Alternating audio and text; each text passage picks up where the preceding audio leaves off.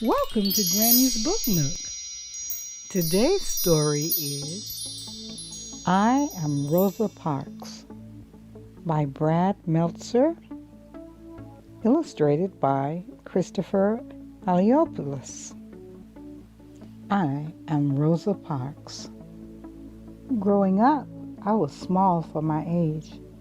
I was sick a lot too, since we didn't have money for a doctor, but that didn't mean I was weak. I'm not that short. Looks like you are. When I was 11, as I was walking home from school, a boy on roller skates came zipping by and shoved me. He thought I'd be an easy target. To his surprise, I turned around and pushed him back. I knew fighting was wrong, but I didn't want him picking on me again. This is gonna be bad. Did you just push my son? His mother saw what happened. She was mad that I had pushed him. But you know what made her even madder? I was black and her son was white. She immediately started yelling. I'll have you put in jail. You'll never get out again. No question it was scary, but my mother and grandfather taught me to respect myself and to expect respect from others. So instead of backing down, I stood my ground, and calmly but firmly I explained. Your son was the one who pushed me. I didn't bother him at all. I wasn't just standing up to that mom, or even to the boy on roller skates. I was standing up for myself. After that, the boy and his mom never bothered me again. Still, it's hard to change things. Sometimes it can take a long time. Back then, if you were black, you were treated unfairly just because of the color of your skin. You weren't allowed to live in the same neighborhood as a white person, eat in the same restaurant, ride the same elevator, or use the same bathroom. You couldn't even drink from the same water fountain. One was marked for whites, the other for colored. When I was little, I used to wonder if white water tasted different from colored water. I even wondered if colored water came in lots of colors, but it didn't. The only difference was I had to walk outside or even down the block to get mine. Of course, it wasn't just about water fountains. This was my school, a small old wooden building with one room and one teacher for all of us. Everyone from the 5-year-olds to the 6th graders were stuffed in that one room. There were no windows, desks, and barely any books. Since most kids had to work on a farm to earn money, we only went to school 5 months during the year. Let's go! Hooray! Don't say hooray. That's bad. We also brought our books home every night. Why? Because we were worried that folks who hated the color of our skin would burn down our school. Now here's the school for kids who were white. Notice the difference? It was a new brick building with beautiful windows, new desks, and plenty of books, plus a playground. They went to school 9 months out of the year, since they weren't working in the fields like we were. Not going to say hooray? No, there's no hooray about this. Also, if you were black, you had to walk to school. If you were white, you got to take a bus. The worst part was when I'd walk home with my brother, the kids on the bus would throw trash at us. It made me feel horrible. But there were no civil rights back then. The only solution was to move off the road. And really, what kind of solution is that? As I got older, things didn't change much. There's no room here, lady. One winter, I was waiting for the local city bus. If you were black, you had to ride in the back. If you were white, you got to you rode up front. On that day, the back of the bus was packed, but there were plenty of seats in the front. I was just trying to find a place to sit. But as I entered through the front door of the bus, What do you think you're doing? You need to get off and use the back door. Only whites come in the front. But I'm already in. I tried to explain that there was no room to get in through the back. The driver didn't care. He wanted me off the bus. He grabbed me by my coat sleeve. I dropped my purse near the front door. To pick it up, I sat in the front seat, a white seat. It made the driver madder than ever. That's it. Get out. Get off my bus. That's what he called it, my bus, as if it were his. The bus wasn't his, though. It belonged to all of us. Still, that afternoon, the driver got his way. He kicked me off. See you soon. Yes, you will. But I promise you, that wasn't the last time I'd face that bus driver.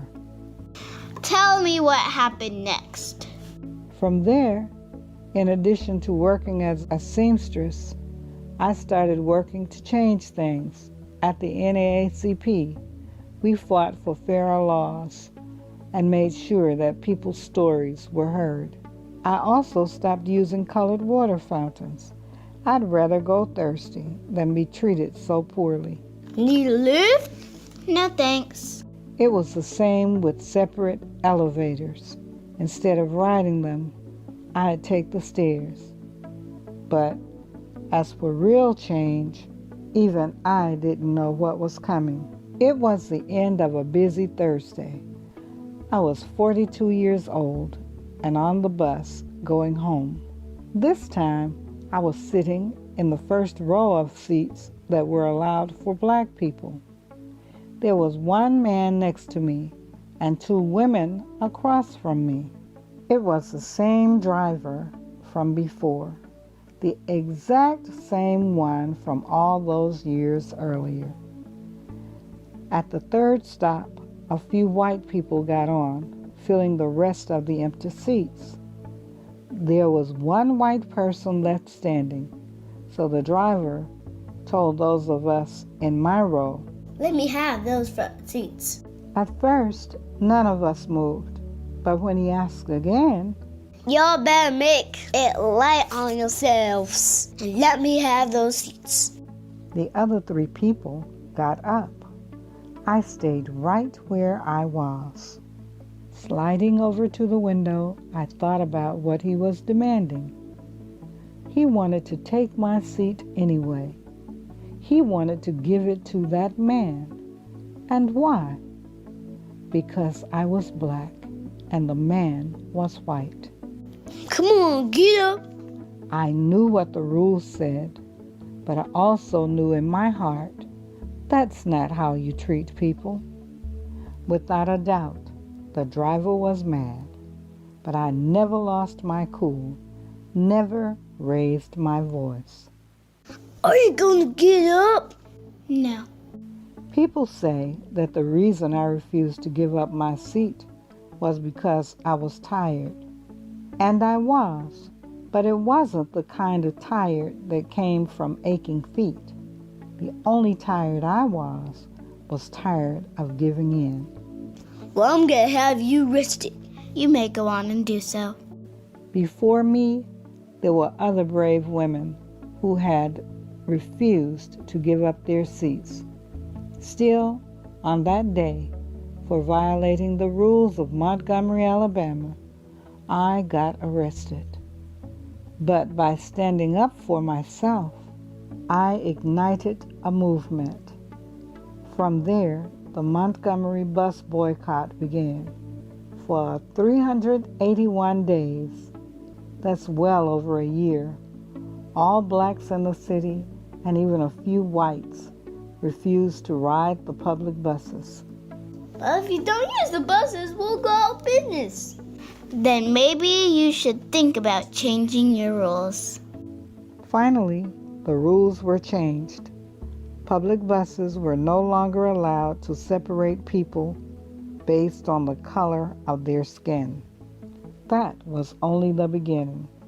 Eventually, we were allowed to drink from the same water fountains, ride the same elevators, and yes, go to the same schools. In the Declaration of Independence, Thomas Jefferson wrote that we're all created equal. Finally, the nation was starting to act like it. Now can we say hooray? Soon, we're close. Of course, that didn't mean the fight was over. There were thousands of other people just like that bus driver. But after hearing how I didn't give up my seat, there were now thousands more people just like me, together, inspired, and committed to justice. My name's Martin. Want to hear a rough draft of my speech?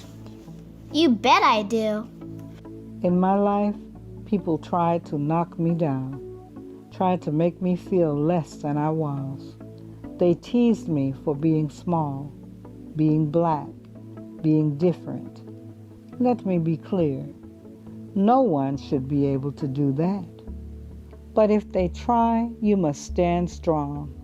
Stand for what's right. Stand up for yourself, even if it means sitting down. When you do, others will follow. What's the medal? It's the Congressional Gold Medal, one of the government's highest honors. George Washington got one too. Cool. Now can I say hooray? Go for it. Hooray! I am Rosa Parks. I'm not a politician or a president or an actor or a famous business owner. I'm just an ordinary person. But I'm also proof that there's no such thing as an ordinary person. I hope you'll always stand up for yourself, and I hope you'll remember that we're all in this together. Thank you for visiting Grammy's Book Nook. To get more information for this book, check the description box below. Be sure to thumbs up this video. Click the subscribe button for the latest videos on Grammy's Book Nook.